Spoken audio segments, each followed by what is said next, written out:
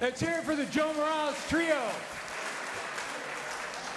Joe Morales on tenor sax, Francis Wong all the way from San Francisco on tenor sax, Masumi Jones on drum, Annie Bass Nguyen on the bass. That was, of course, the iconic Night in Tunisia, which is appropriate for tonight. This was the first song from the bebop era that Dizzy Gillespie went back to his roots in Africa by way of the Caribbean from where he came and claimed that sound and introduced it to American jazz.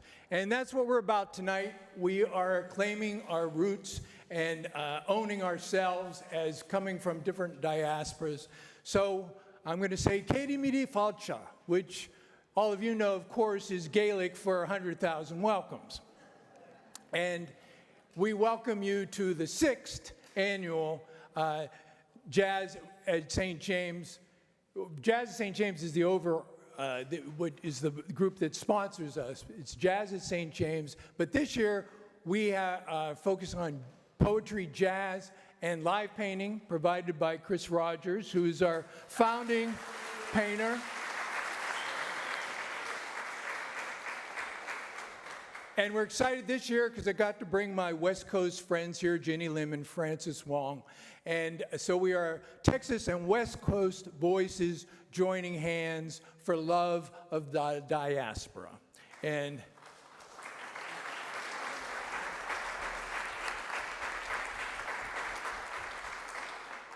it's a mad and hateful world out there, so tonight we shut these doors and we are going to bask in the love that we share together and in the warm bath of these art forms merging together.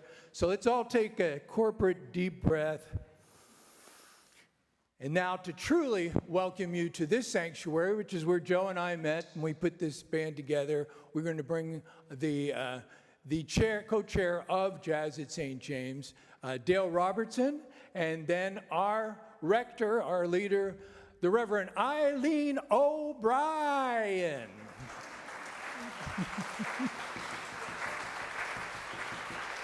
Thank you. Thank you, Terry.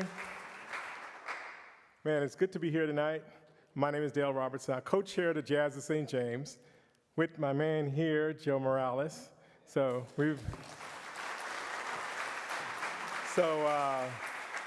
Joe handles all the musicians and all that stuff, and I do all the other work. You know, it's a divide and conquer kind of deal. Well, I'm glad to see all of you here tonight. Thank you and welcome to St. James. You all blessed us with your presence. We're glad to have you here, and we hope that you will come back in November when we do Jazz at St. James, which, you know, Terry previously co-chaired with Keith Braithwaite. I don't know if he's here tonight, and several other people. But the Jazz at St. James this year will be November 14th to the 16th, and it will feature Diego Rivera, who is y'all know him, all right, great. And he's a professor of saxophone jazz at the University of Texas Butler School of Music. So we hope you'll come back, and thank you. Sit back and enjoy some great poetry.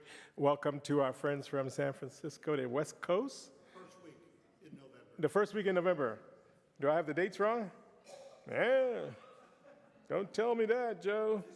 See, this is how Joe goes, right?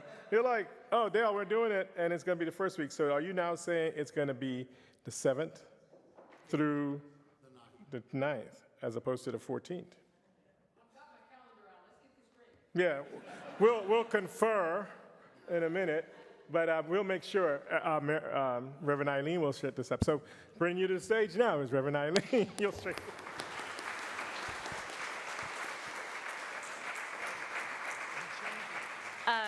I guess it is my pleasure to welcome you to St. James and to definitely confirm that Jazz at St. James will be the 7th, the 8th, and then the 9th of November.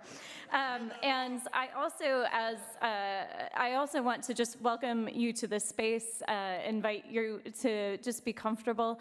If you need to go to the restrooms, you just go out these doors and down the hall to your left. And I'm just going to invoke God's Spirit.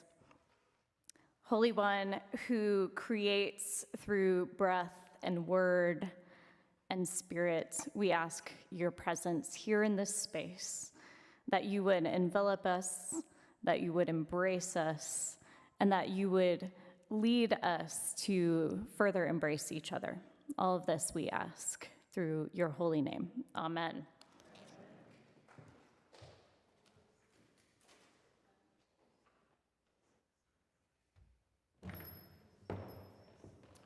Thank you, Reverend Eileen. You received these booklets as you've come in. Please take a look at them. We're not going to give long introductions to our poets or our musicians, but there's plenty of material in it. I believe me, if you look through this, you really appreciate the amount of talent that is gathered here. Now, to be clear, poetry is not a sport. But if it were, I like our chances with these particular draft choices. These are awesome poets, and they have worked very hard on their art form. So have these musicians, and we know Chris has as well. And so first at bat is our first trans 5-voice brush poet, and that they and them are the pronouns that this poet prefers, and they works for a lot of reasons, because check it out online around the city. Boy, they are everywhere. And sadly, that includes Las Vegas, because this poet is going to be taking a leave from us for about 9 months, and we're going to miss that wonderful presence that wrote the memoir Pretty, which is multiple award winning. Please join me in welcoming the ubiquitous K.B. Brookins.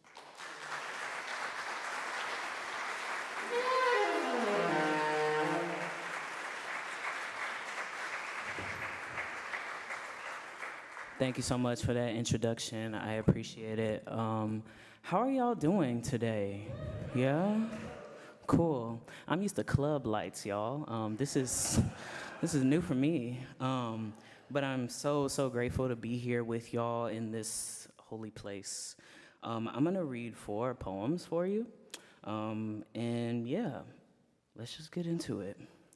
First poem, only context you really need is I am a trans writer, and I like writing about trans issues. Often people, I think the statistic is something like 60% of America says that they've never met a trans person. Well, now you have. Now you don't have that excuse, all right? But a thing that this poem is about is names, right? Our names mean a lot to us as individuals as well as our families. And I changed mine, so this is me kind of talking about that process. Fleeting thoughts on a dead name that's not quite dead. Indignant, I demand the panelists say my name. I'm begging my psyche to let me tell old homies my new name. I put up with a name because it feels too much like home. New friends dap me up, call me names in crowds of people.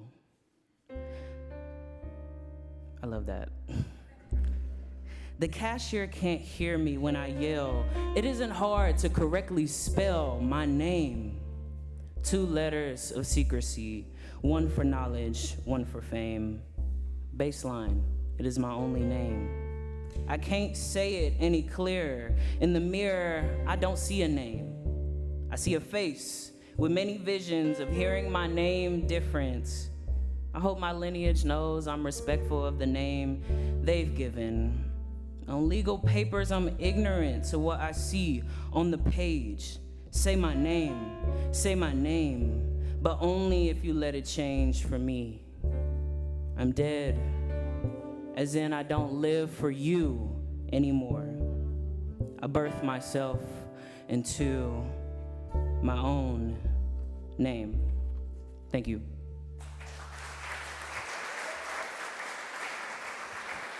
All right, next poem is called What Still Lives. How many of y'all lived here in 2021 when we had that big winter storm? Yes? Okay, sorry to bring that up. But a thing that I think was like especially hard for me at that time is like after the winter storm, then it was like sunny, literally like that next Monday, and I saw like all these trees that had just fell in my neighborhood that is otherwise very green. But then even within those fallen trees, I still saw green parts. So it gave me a little bit of hope in that otherwise hard moment. And this poem is called What Still Lives. The leafless oak trees, the junipers hanging down, insisting on being caught in my hair. The splintered leaves sagging on red oaks choked by old Christmas lights. The hackberries perfectly aligned on the wooden pointless fence. What is a fence but a boundary, but a harsh message to stay out? The ball mosses outnumbering the leaves on the battered oak tree. The cacti, mostly brown, still green in the middle. A fence with crispy shrub and crepe branches hugging it.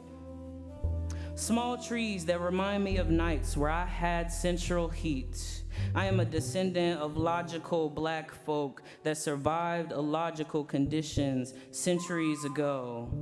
And then again, I'm sitting on the couch sending texts to people I don't know. I check in after an illogical winter storm asking, "Are you okay?" when I myself haven't considered the question. They pillage this city like they pillaged the trees, up to make new boutiques and coffee shops, up to make the best barriers money can buy. My best barrier is the black skin I wear when carrying a city on top of me. I acknowledge this grief today. The Mexican plum, still downturned but blooming, does too. Thank you.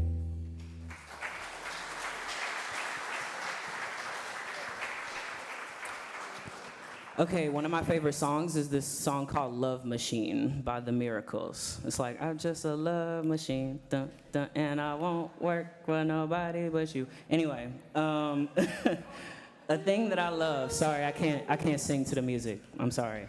A thing I love doing is like writing songs when I'm listening, or writing poems when I'm listening to music, and this is just one of those things. Love Machine. All this time, I thought we needed permission to dance. Flap our imaginary wings, schlep sweat on our foreheads while making up moves in every dancing scene. My people are good at dreaming up new moves in the time it takes one foot to pick itself up on the soul train. We are love machines, unable to work for nobody but rhythm. It's everyday insistence on giving us hope. No wonder why we can see a world without police. Every day, we smash badges under our busy, good feet. We were made to see everything beautiful before it hops and skips out of us. Thank you.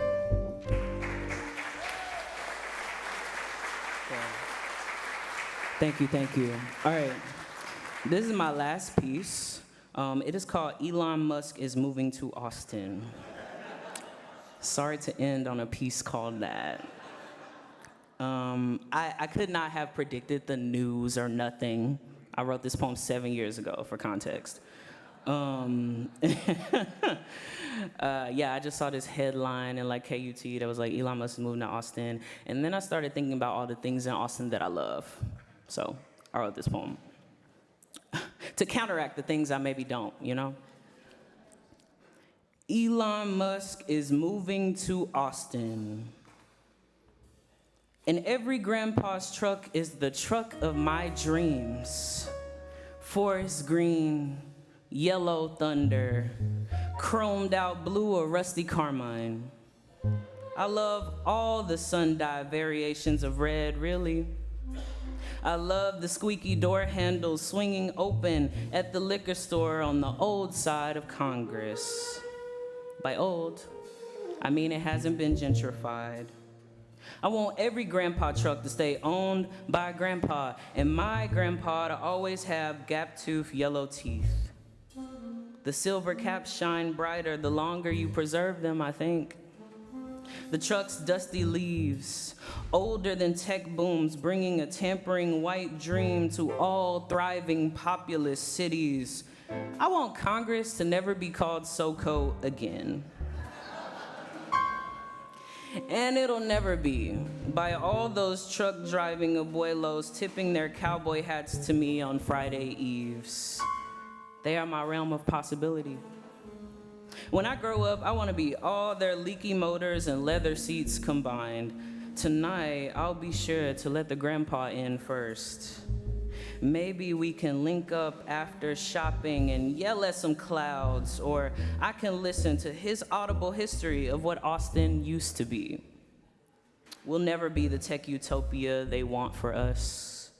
Not while men can still grow up to mirror their cars, not while Texas lights gleam on and grandpas glow despite their cracking paint jobs effortlessly. Thank you. All right, thank you so much.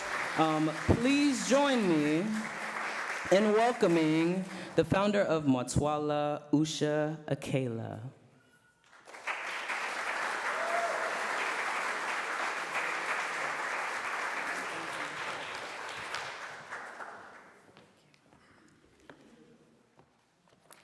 Good evening and namaskaram, everyone. I'd like to begin on a note of gratitude to Terry and the St. James Church. I'm absolutely delighted to see a few friends in the audience. I come from the Indo-American community, and if there's a Bollywood event, you'll have about 50,000 Indo-Americans. If it's Indian classical music, maybe 1,000. If you're a poet like me, if my spouse is in the audience, I'm lucky. So it's wonderful to see a few of you today. Thank you for being here for poetry. I'm going to read two poems dedicated to two women. This one is called The Rug Weaver, dedicated to Clara Sherman, who was a rug artist, a weaving artist, and she came from the Navajo community of indigenous people. The way the poem's laid out, there's a bit of storytelling, and it's followed by the poem. They called her the rug weaver and mother weaver, the one who wove the courage of her people. Grandmother Clara of the Hashilishinchi spun her clan's memories by the lantern of day and the black tresses of night. From her fingers the wool flowed, singing a lullaby. When she spun her rugs, the diamonds rose like pyramids on the loom, boldly triumphant. She was crone, so she could play a jaunty song on the harmonica, smiling like a young girl. This woman knew how to make melodies from the wind's secrets and the earth's rhythms. She knew the earth's language, and still man's soul was free as a song in the wind. As she wove, she spoke about another weaver, the mother weaver of us all, how she wove the canopy of the sky, the waterfall of light, and the tunnel of night, then the golden glimmering stars and the whirling planets, how her loom glittered with the cosmos, and how finally she wove the destinies of men all through time, and how she wove with fingers of love on a loom of eternity. When a rug was ready, she unstrung it and wove again from the beginning, going tap, tap, tap. There are names for almost everything we learn. The wool gliding through her fingers as a river held by loving banks. Her fingers go over and over, smoothing bumps as our minds go over memories till we are free of their abrasion. In deft motion, she cards the cloud-like wool, coaxed to long tendrils, vines of memory, fluid in her sturdy fingers. Shell glasses, face furrowed like a plowed land, the years have left ridges, but her eyes hold still like a meditating Buddha, and her smile is wide enough to encompass loss, the breadth of plundered land. She spins Ganado red diamonds pirouetting in the wind of time. Go easy, your arm. Your hand feels it, knows it. Right here, the wool cries. Let us never stop loving the earth, river, wind, and sky. Thank you.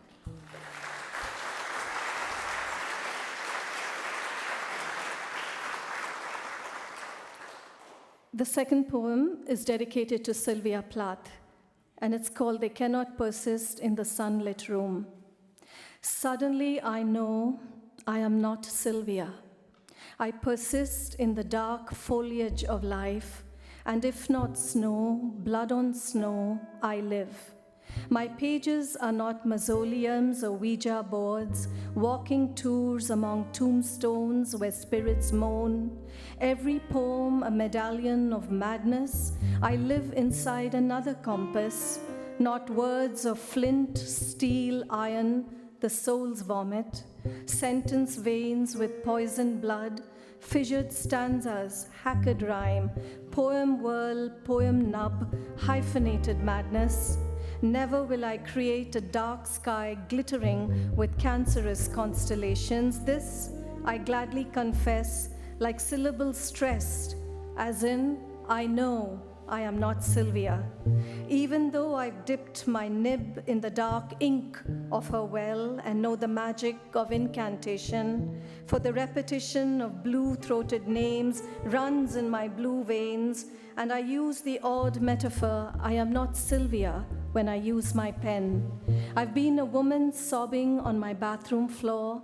I've seen the soul's shine ebb and die.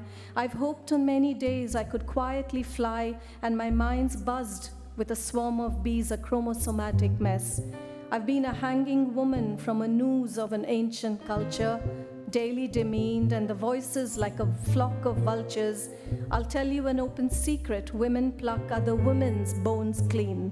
Still, I am not Sylvia. I've walked to the edge of a ridge of a river in my mind many times, filled my pockets with stone-heavy poems, and the river returned my face as Medusa, and the dark water streamed upward, a trishulam to the sky, and I heard a black goddess command, live. I am sane as rice on banana leaves, the alphabet engraved on skull. And even though my mind is not steady as the hull of a ship, and the world, like a pack of thieves, conspires to take my life, only a muslin sail in the wind, I will not behead myself. A self sieved painfully through the mesh of this life, I live. Okay.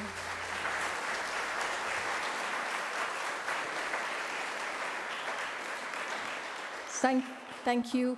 So please join me in welcoming author of the newly released Cartography, Cindy Heiser. Thank you.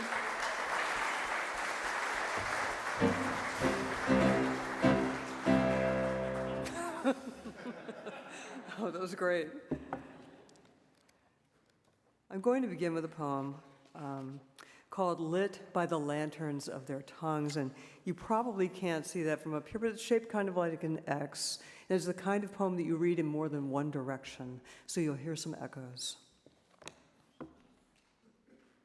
Small jet streams, our breaths accrete, weft to and fro into a soft tangle of DNA across these distances.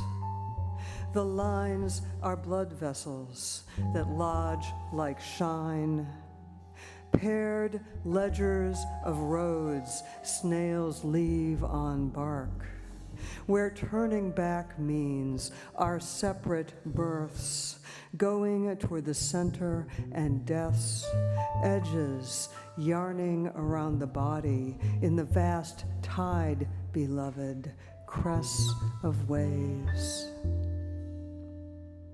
Small jet streams accrete into a soft tangle of DNA. The lines are blood vessels that lodge like shine, snails leave on bark, our separate births and deaths, edges in the vast tide, crests of waves, our breaths wept to and fro across these distances. Paired ledgers of roads where turning back means going toward the center, yarning around the body, beloved.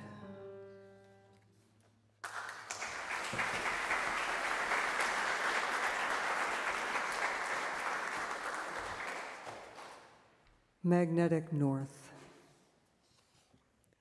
Even the smallest part of your body is precious. Finger whorl and follicle. The delicate striations of your vocal cords under the doctor's camera. Nothing is so dear as that which we find to be temporary. Vibrations brief life. Each wave's phrase uttered then lost. We're a tangled system of gravities and belonging. Each of us trapped in orbits so much larger than ourselves.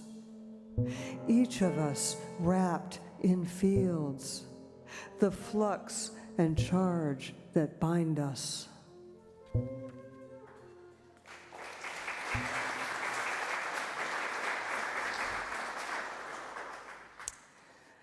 I would like to dedicate the next poem to Loretta Diane Walker, who was a beloved friend who read from the stage. And the poem is cited in Odessa, Texas, where on the campus of UT Permian Basin there is a replica of Stonehenge.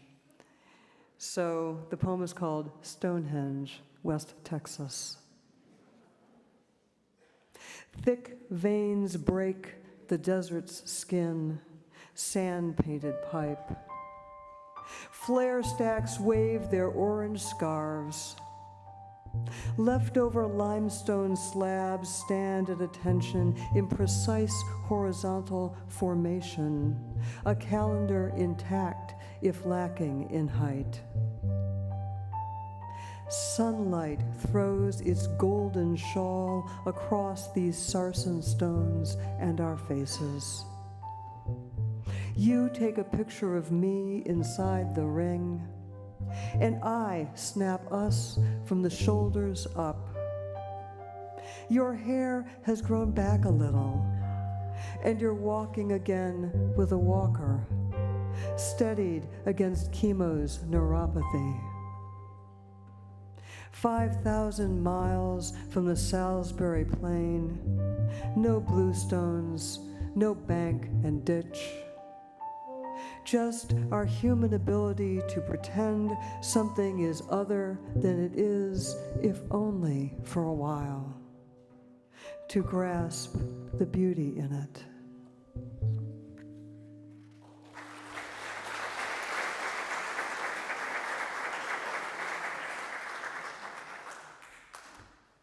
Midnight at the Terminal Building.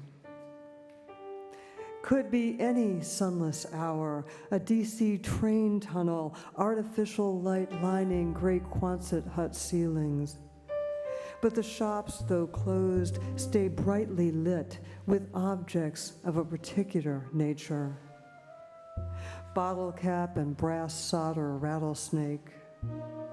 Postcards of La Virgen robed in sea blue aura.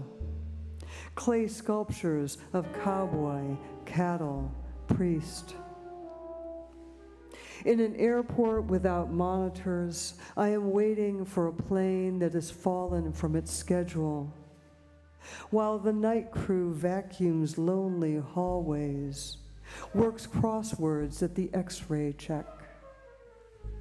It might be any airport, staring through plate glass into midnight, counting unblinking blue runway lights, the line of them, until a yellow strobe cart breaks the surface, my reflection, guiding you home.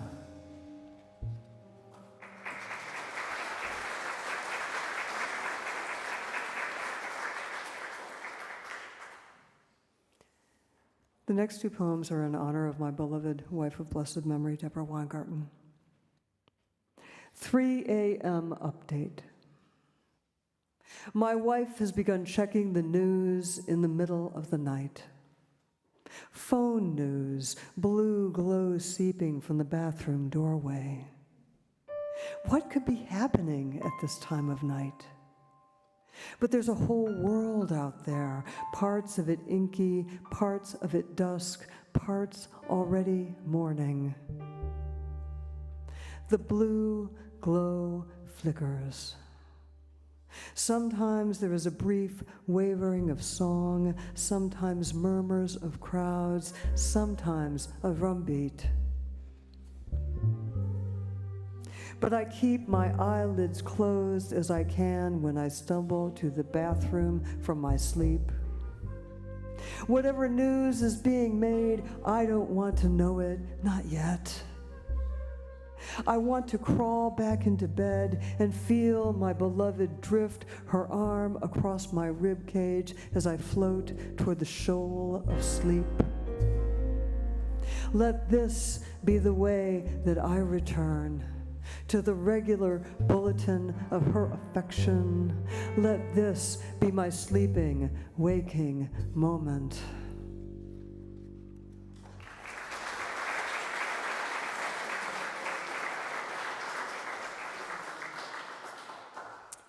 So the next poem has a title that is a line from a song by Ed Sheeran. And so I'm going to sing the title and then move into the poem. I'm in love with your body. In the grocery aisle, daydreaming of your sweet pear torso. Unfocused on hunger. Contact, incidental or not. The hand you bring to my breast, eyes widening, big grin. In the hospital hall, rolling back to your room, forward trajectory of illness. What can't be and is. Our attraction, a spell of charged particles. Even in the shadow of bombardment, fractures and tumors. You are my anchor as I tack towards sadness and fear. Reef of pain so close as I slip in beside you.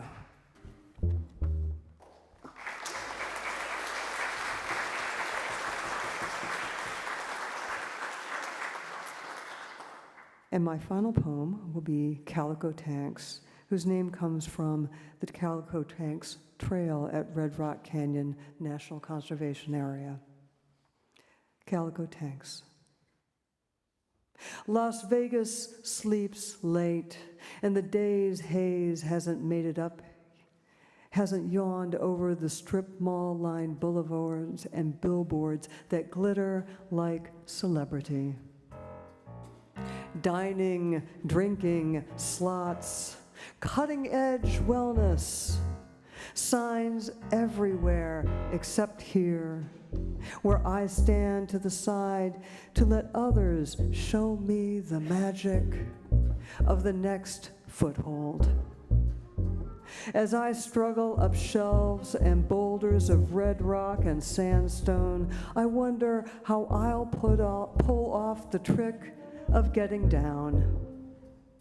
Far below me now, near the trailhead, I'd passed a quarry's remains, a dozen blonde blocks bigger than my sorrow, more durable than I will ever be, leaving a weight behind, taking a gamble on myself.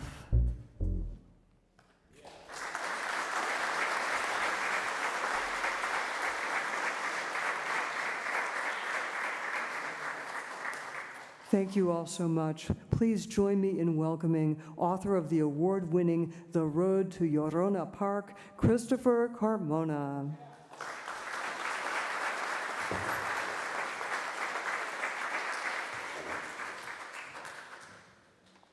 All right. Thank you, guys. I'm going to start off with this one here.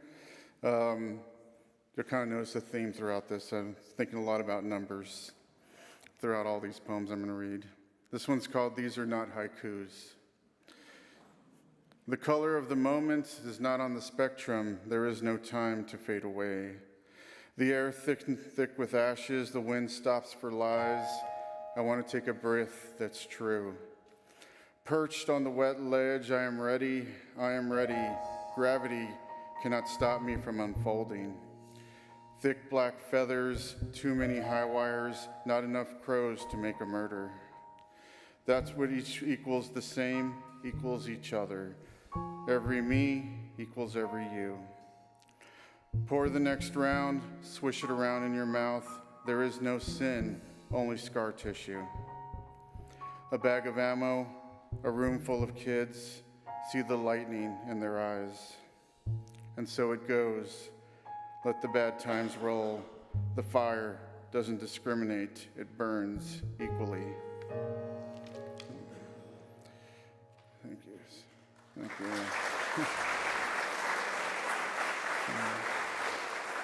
The second one is called, this one's called 100 Days, 1,000 Nights. It started out just below a whisper, a scratch, a scrape, a silent screaming to be sound. It's coming through a hole inside of a hole, its belly, its breast, its brains, barely able to breathe. It can only be seen on the cusp of a million unsaid words, an aura, an ache, an for the ambassador of apathy. It can no longer wait any longer to eat, to consume, to conquer, to cover our cadence with cancer-filled candy. It's been climbing for 100 days, for 1,000 nights. Its hands, its heart is hungry, hungry, hearkening for hell. Thank you.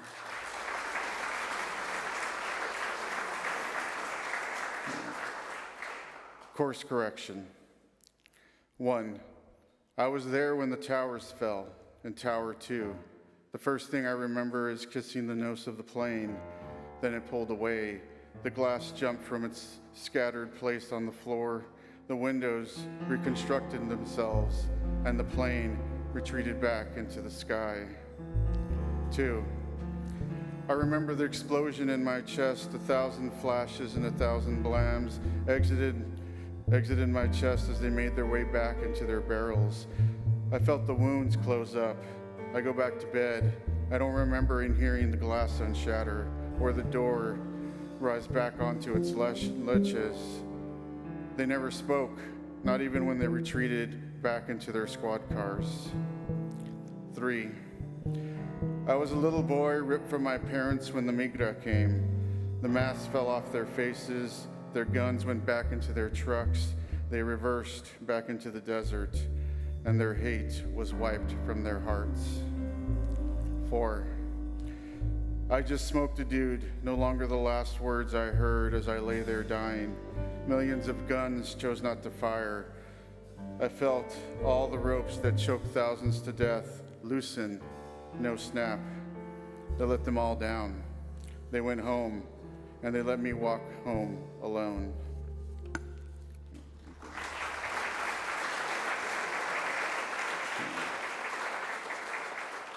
The long and the short. The long and the short of it is that the rhythm lies in the lines. It's always a good having a go bag. Never forever, my mantra. Always on the lost highway. The world is burning.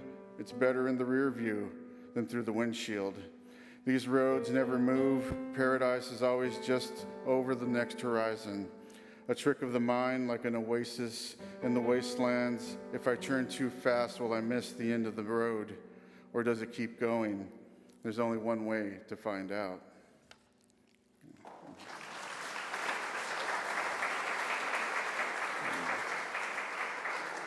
$127. 27 shots rang out, and no one said a thing, not even a curious head tilt. We all just kept on eating our American pie. 127,000 bombs dropped right on top of us. Buildings crumbling all around. We keep Facebook fighting, though, about the state of the economy. 1.27 million people disappeared, taken from the streets, heading to class no more, while we keep paying $12.70 for eggs. $127 billion lost in a trade war no one ever asked for, not even the anarchists. We keep paying $1,270 for the new iPhone. 127 is never enough, not at any rate, not for the bullets, the bombs, or the people, but we keep paying. How much is too much?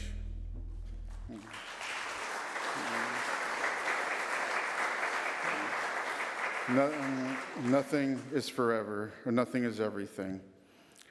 It's 4 a.m. in the morning, and I can't sleep a wink. The thought racing through my mind is nothing is everything, a solace I have never known. I know you can hear me sending signals in the wind. The last time I saw you in that room with blue walls, you said nothing is everything, a solace I have never known. The music down the street is coming for me, riding the rhythm deep, one note at a time, singing nothing is everything. It is a solace I have never known. I've read all the books on my shelf over and over again until all the words have bled together. I know nothing is happening, and I don't know what it is. I know, though, that a solace I have never known, I know now is everything.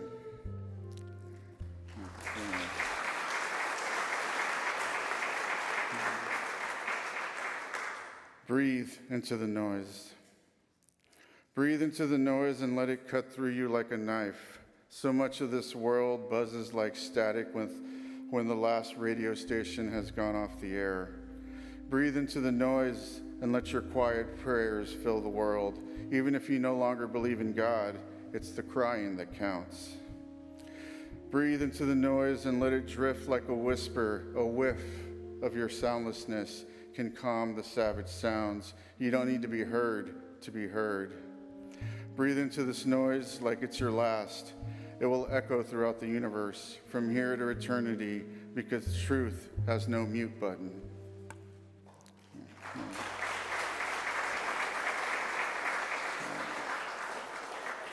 This one's called The Wail of the Hawk. Standing on the line where the world divides, I listen and listen for the wail of the hawk. When the cries inside is your song denied, listen for the wail of the hawk. When the whirlwind comes knocking you off your feet, you must listen for the wail of the hawk. When you walk with weights, no hollowed ground in sight, listen for the wail of the hawk. And when the soldiers come and you have nowhere to run, you must listen for the wail of the hawk.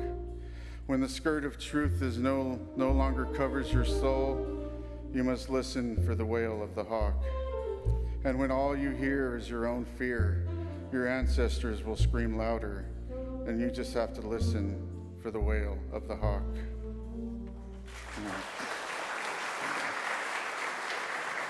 I'm going to end on this one, kind of a looking forward one. It's called Broken Boat. Take this broken boat and sail it home. There's still time. Grab a bucket. The water's filling fast. We can keep this boat afloat. Point this bow toward the land. The steering wheel may be struggling. The waves will pull you to shore. Use the sun to guide you. The rudder may be stuck, but your compass will always point you the right direction.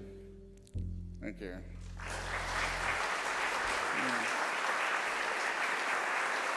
All right.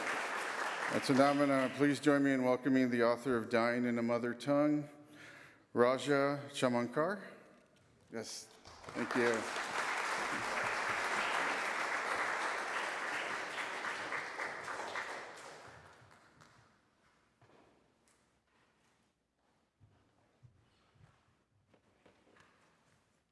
Hello, everyone. I'm so happy to be here with you. I'll read 3 poems, but first in Persian and then in English.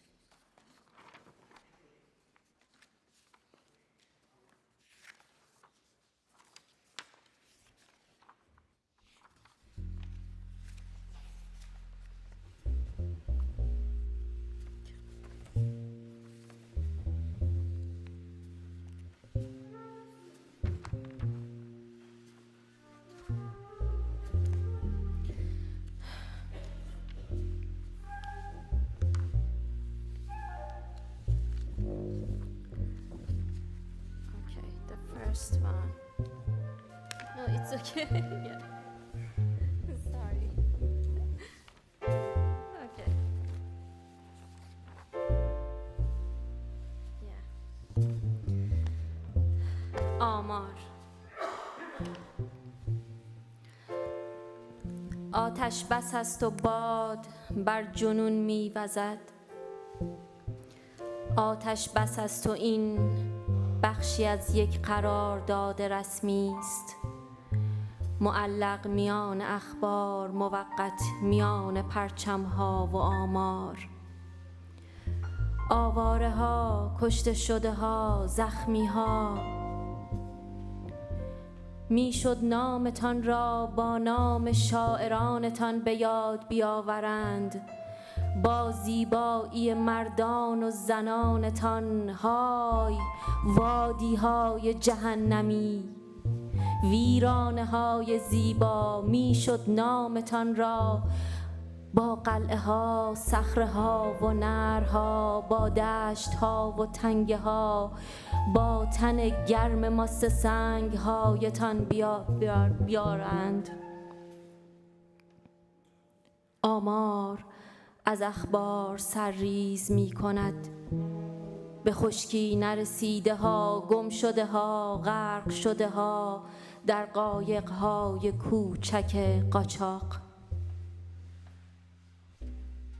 آتش بس است، بچه ها از پستان مادران مرده می نوشند و مرگ خوابهایشان را می مکد.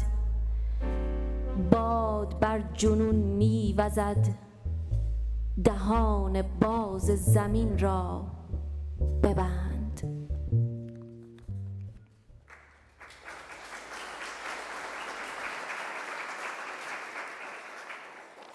In English. Statistics. It's ceasefire and the wind blowed on madness. It's ceasefire and this is part of an official agreement hanging among the news, temporary between flag and stats. The homeless, the killed, the wounded. Your names could be remembered by your poets, by the beauty of your men and women. Yeah, valleys of hell, beautiful remnants. Your names could be remembered by castles, rocks and rivers, pastures and streets, the warm body of your sandstones. Stats overflow the news.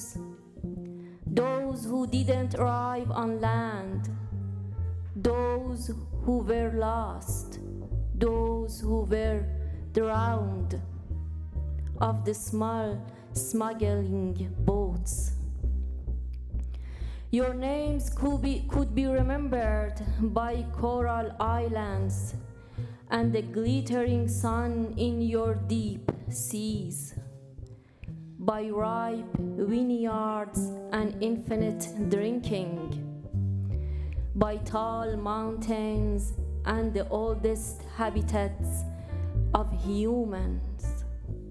Yeah, valleys of hell, the place of oh so many lives losing life. Famine casualty, estimated numbers, hanging news among the wreckage, beautiful remnants. Your names could be remembered by columns made of marble and pearl, by color and light making love on your history. It's ceasefire. Children suck on their dead mothers' breasts, and death sucking out their dreams. The wind blows on madness. Shut the open mouth of the earth.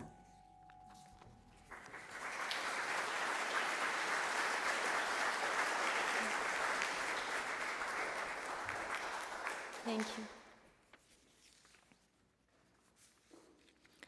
سرنخ.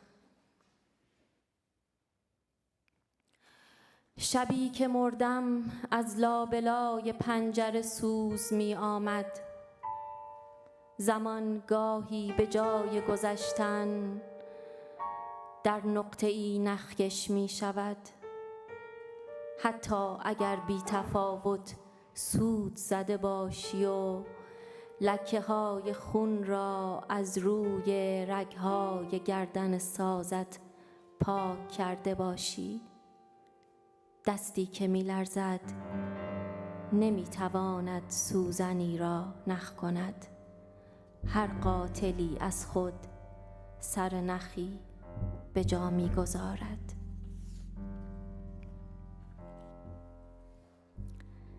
Strand.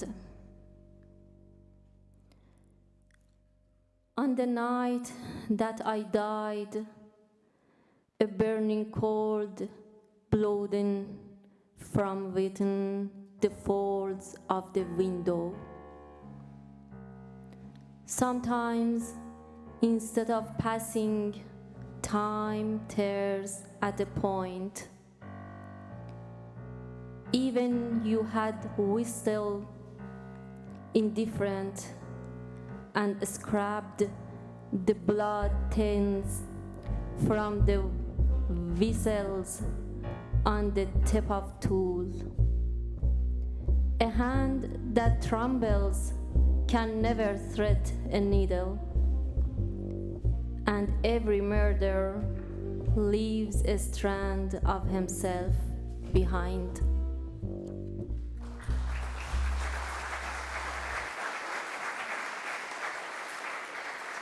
And the last one is Ta. لبانت را که بهترین برهنه ترین شعر دنیاست سخت میبوسم تا کلمات عریان شوند و دنیا را دیوانه کنند.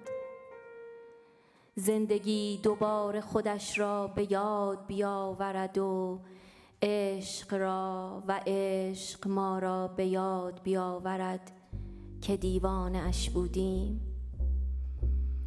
لبانت را که بهترین شعر دنیاست سخت میبوسم تا میدانهای نبرد خالی شوند. جنگ دستانش را بالا برد و اسلحه‌اش را بیندازد تا تسلیم شود مرگ و سرزمینش را واگذارد به زندگی. زندگی دوباره خودش را به یاد بیاورد و عشق را و عشق را.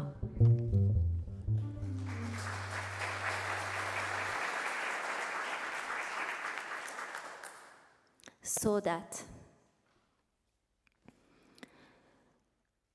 I kiss them hard, your lips, for they're the most naked poem in the world.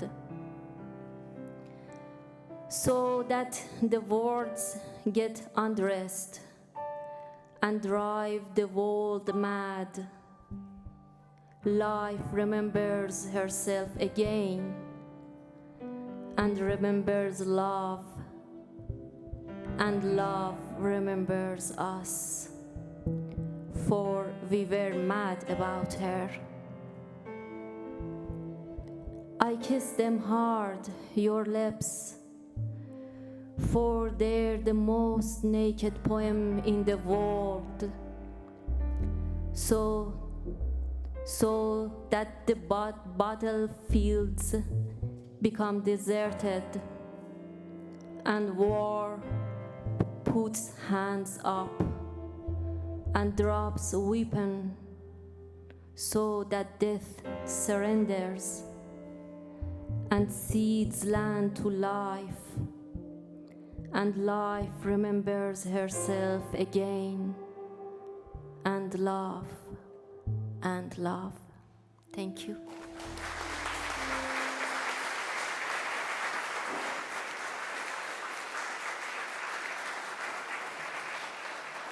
Thank you. Please join me in welcoming our 2024 Texas Poet Laureate, Amanda Johnson.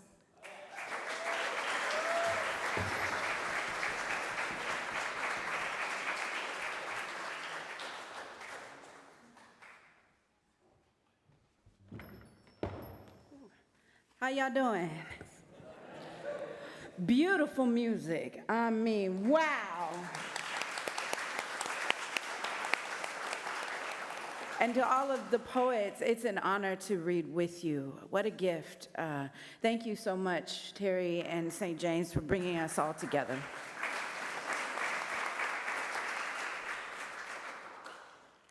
I'm going to share 3 poems. As Poet Laureate of Texas, this past year, I've been conducting a program called Praise Song for the People that has, thank you. Poets who are here tonight have shared poems as part of Praise Song, so thank you for being a part of the project. But if you are not familiar with the project, it is commissioning poets. It commissions poets across the state to share a poem celebrating an everyday Texan. We're all everyday Texans, but celebrating those in our community, in our daily lives that make a positive impact in small and large ways. So this poem is one that I wrote in praise of a stranger that I met in passing at the airport. Bat crossing. 10 million bats, 20 million little wings flutter out from under the Congress Street Bridge in the blue-pink ombre of dusk. The photo in the Austin airport captured the moment so perfectly, I had to take a pic. In the frantic airport traffic, millions of little feet about to soar, I stop and fumble with my phone, apps, angles, my tiny desire to witness. The man sees me, stops, and waits. A flock of people move around us. He waits, and for a few seconds, we hover on a tiny cloud of kindness. I get the shot, and we float on. Praise the little moments of seeing. Praise the pause and patience we share in the pixelated moments of life. Thank you.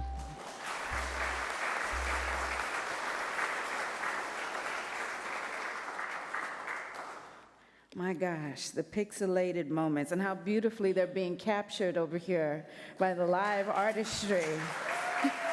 Thank you.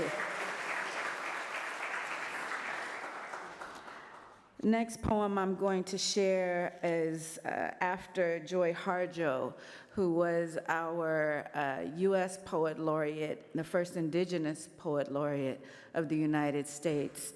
And I'm so grateful to say that she was one of my teachers, mentors. I embrace you, after Joy Harjo. I embrace you, my difficult and bright yellow joy. I embrace you, you are my dusk and dawn anew. I know you, my reflection, my face. I embrace you with arms I would open to a lover and a friend. You are my beating heart. I take you for the innocent who scream happiness loud as cannon fire.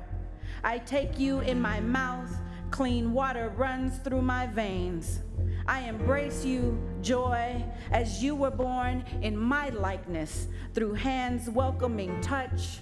I embrace you, I embrace you, I embrace you. I am not afraid to know sorrow. I am not afraid to feel pain.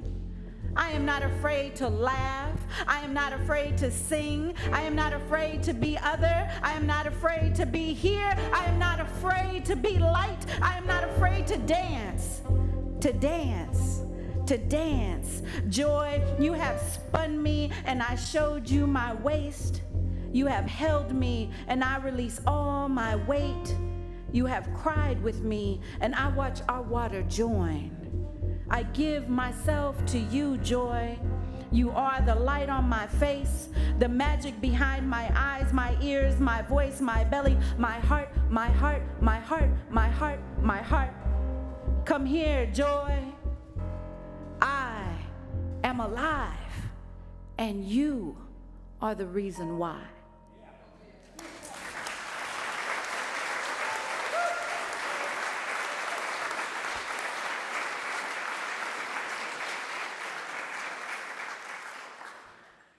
I want to share this last poem and dedicate it to the incredible poets, creators, makers, artists who share joy and love and the power that is in all of that with the world. And for that, I mean, I dedicate it to all of you. We carry the torch. Listen, a spark, a low whisper growing in the filament of the mind. This is how the future begins. Can you hear it?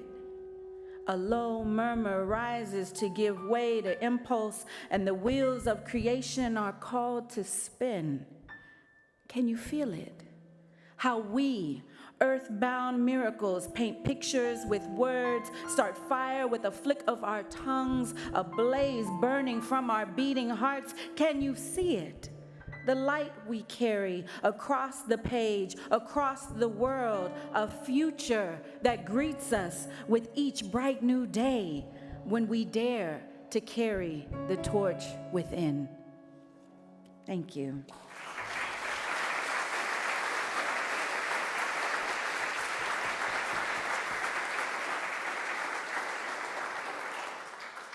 And now I have the distinct pleasure to invite someone who we all know and love, who made this very special gathering possible. Please join me in welcoming author of the forthcoming Pursuing the Ruin, Terry Dawson.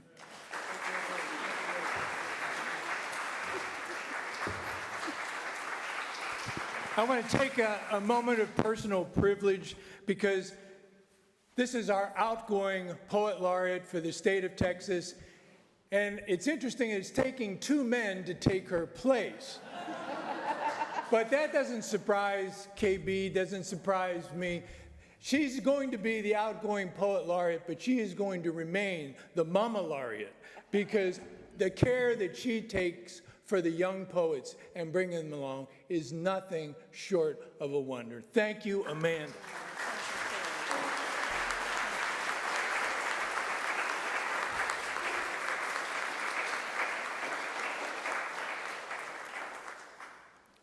Now, when my first book of poetry came out, it was interesting to look on Goodreads and find the other books that I'd written. For instance, Erotica in the Garden. Now, that was no doubt surprising to some of my former parishioners. But there was also The Journey into Dementia, and that comes a lot closer to the truth for me. But this made me think about Terry Dawson. Who is this Terry Dawson? So I did something I'd never done before and look on Google, and I was surprised to find out that I'm male, I'm female, I'm black, I'm white, I'm gay, I'm straight, I'm also dead. This also didn't surprise me because Dawson is not really my last name. It took me 30 years to learn this. My dad said, well, you wouldn't know this, but that's not the name we came to this country with. My grandparents came to this country during the turn of the century is when Irish need not apply signs were about, and they needed a job, and therefore they changed the name, and everybody that came after that followed suit. I was enraged by this knowledge. So I went back to Ireland, the first one in my family to do that, and I looked up every relative on both sides. And then my parents they had their 40th anniversary. I brought them over and brought my siblings over as well. One of the surprising things was learning the depth of the grief that these people still harbored for those who had left.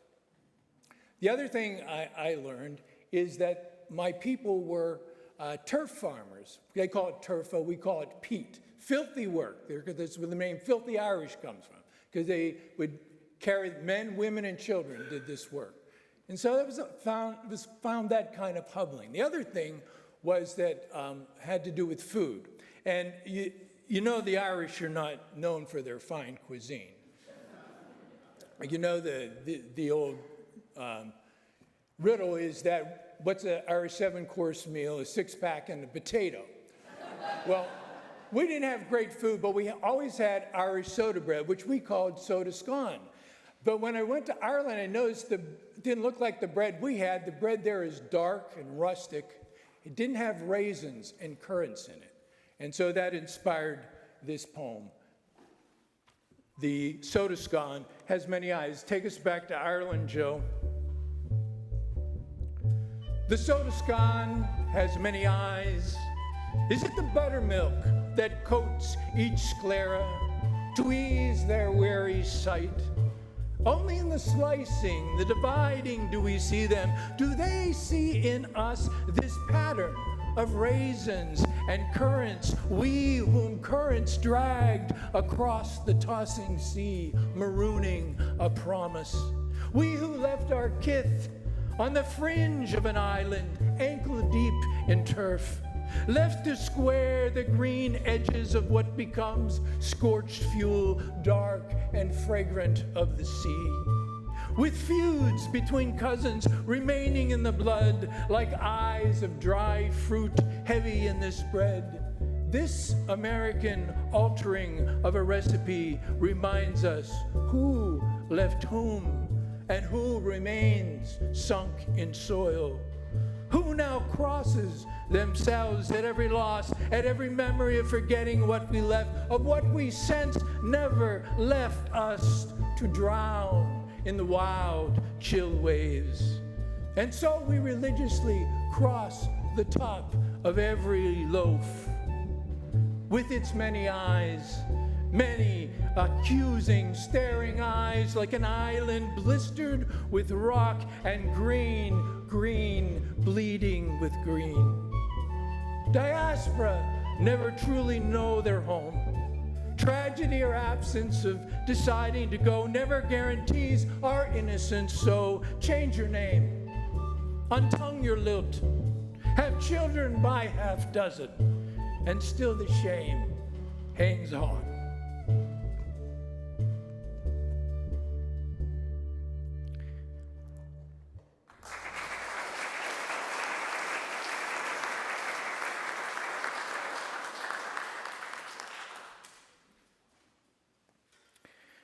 I grew up Irish, but I grew up in a Jewish neighborhood.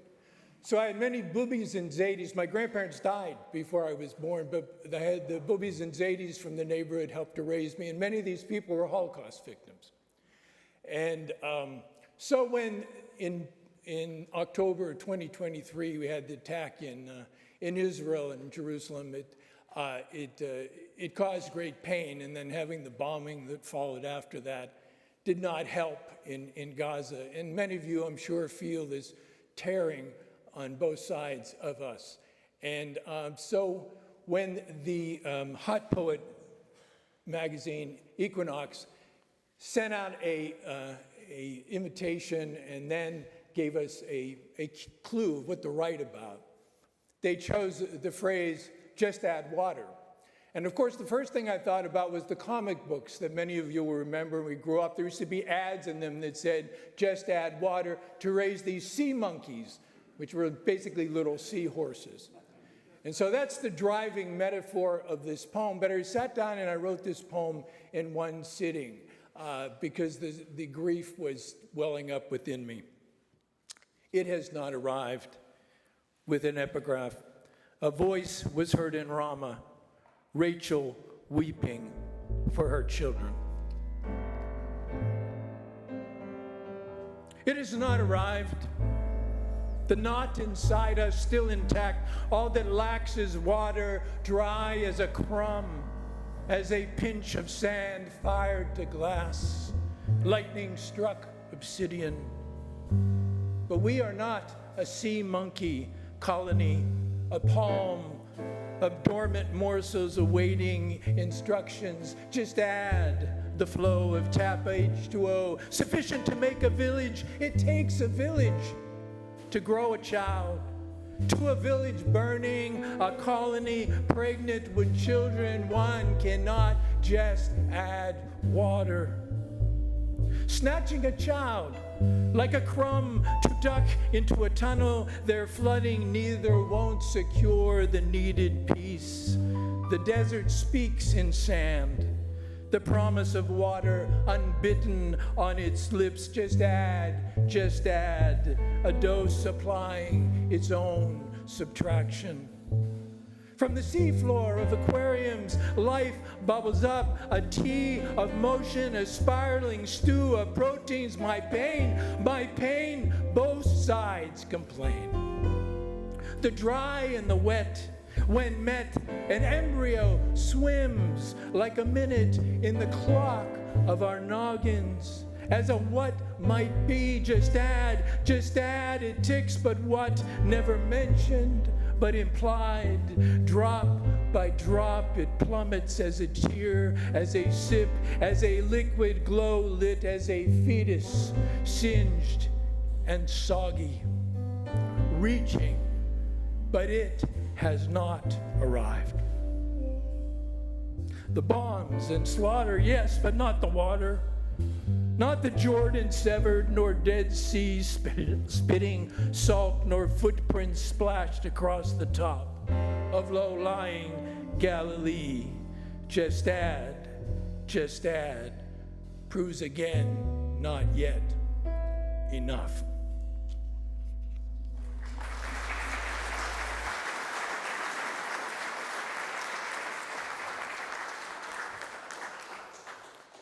I grew up Irish in a Jewish neighborhood, but at the same time my family moved into that house, 3 generations of a black family moved in across the alley from us, and we became very close. And this man was this was the only black family on that block. Go a few blocks, you'd be in Garfield. I spent a lot of time there, and that's where my paper route was. But they were the only black family there, and the reason why is the man who owned that house left the house to his chauffeur, Mr. Crawley.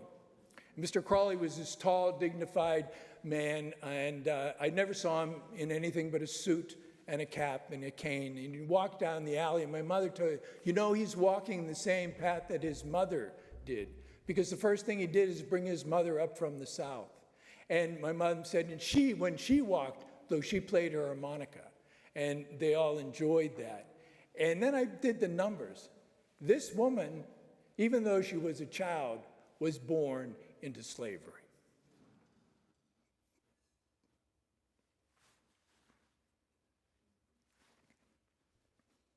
And I think about her from time to time. Even though I never met her, but I was very close to her great-grandson. We spent a lot of time at her house.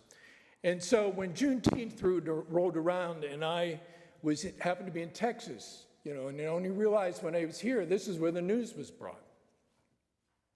So this poem is not a poem about, like, I understand what Juneteenth means to people who come from slaves.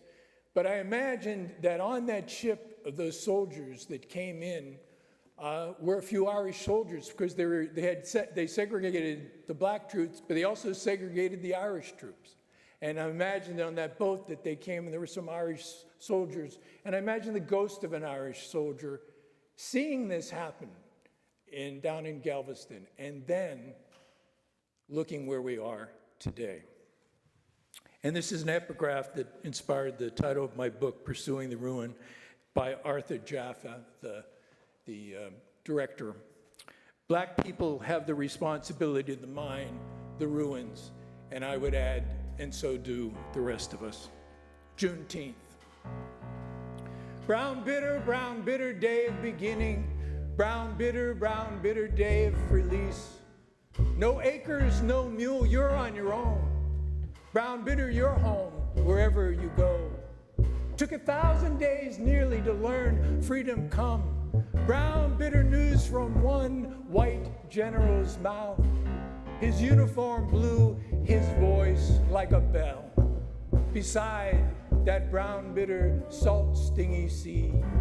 Brown bitter, still waiting word of melon sweet freedom down to the bone. Thank you.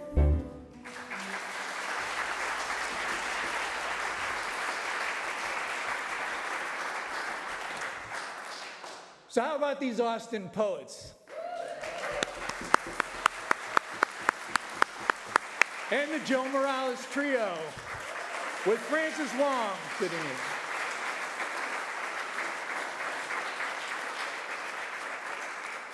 Chris is still working his magic, and if you want to get this painting, there is a silent auction back there so that you can make a bid, and I have three of Chris's paintings in our house. So and my daughter said, "You're not going to get another one of Chris's paintings, are you?" but I love it, and I love him, and I'm so glad he does this. I'm going to let the musicians go and start to have dinner, and because they get to get back here, so I'm dismissing you guys. And as a way of, if you each got a red ticket, we had to kind of keep track of how many meals, and I had to deal with the caterer. Jagriti Malhotra is going to be our caterer tonight, and it's going to be an Indian feast, and I hope you enjoy it. But for our grace, I'm going to offer this final poem. Those who follow me on Facebook know I post many more vegetarian recipes than I ever do poems. And this was inspired by a workshop I did, Wing Beats, with David Meishen, and the ending of this poem just hit me, and I had to write this. And I should say, I found it interesting last night when I went through all these poems that the last line that KB began with is also the last line that I am ending with this one. And you'll figure out what it is when I get to it. But this poem that is the epigraph for this says, this is about a restaurant and how this person, really relished this restaurant. It's sort of a sacred place. And it ends with, once more, you're lost in something I merely see. My plate's gleaming, teeming emptiness. I have coriandered into wide seas of soups and tacked across bowls of tall sails of leeks. Only tongues can wind their way through a garden and wrap round the globe to ferry victuals home. Savor wages peace. Tart, sweet, and spicy sign resolutions of unity in places once riven by walls. So pass the salt and the hot sauce. Peel an orange, slice a loaf, coriander, paprika, sage, fennel, and bay your way into knowing what alien. Taste the rhetoric of love, dug up from the dirt. Cast away upon wonder in spoonfuls and morsels. Ply the strange and the sumptuous with your belly as bow. Stay for dinner and save us. Say my name with your plate. Amen. Let's eat.